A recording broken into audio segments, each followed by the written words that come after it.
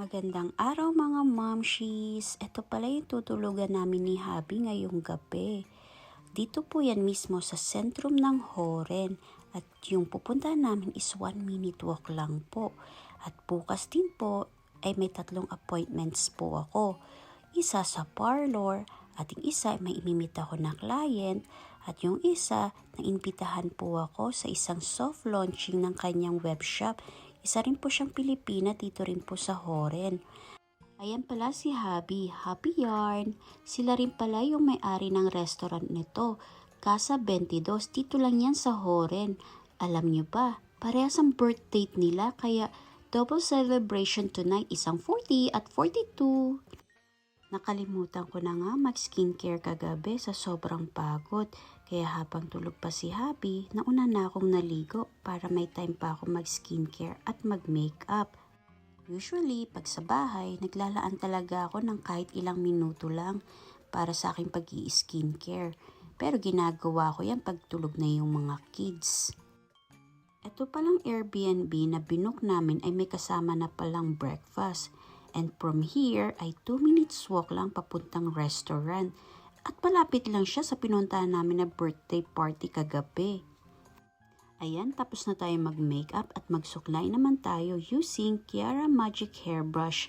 Alam niyo ba, hindi siya masakit sa anit. Ang sarap niya nga parang minamassage yung anit mo. At kahit buhol-buhol yung buhok mo, ang dali-dali niya lang isuklay sa buhok.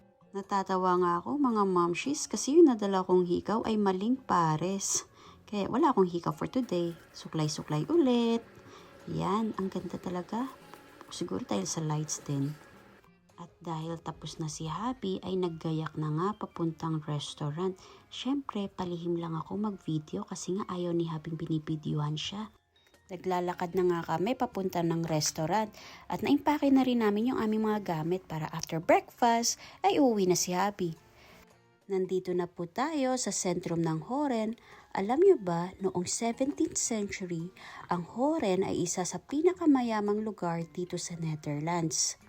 Hindi lang sila mayaman sa kalakalan noon, mayaman din sila sa kasaysayan at kultura. Makikita nyo naman po sa mga structure ng kanilang mga buildings. Diyan po kami magbe-breakfast. Ayan po ang aking breakfast. Mas may tiwala talaga ako sa tripod. Ayan, tapos na kami mag-breakfast at palabas na kami.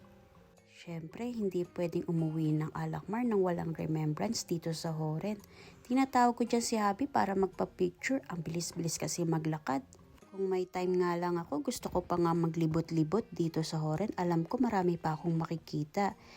Kaya nag-ask na ako kay Habi na picturean niya ako bago man lang siya umuwi. O ayan, diba? Aura-aura din.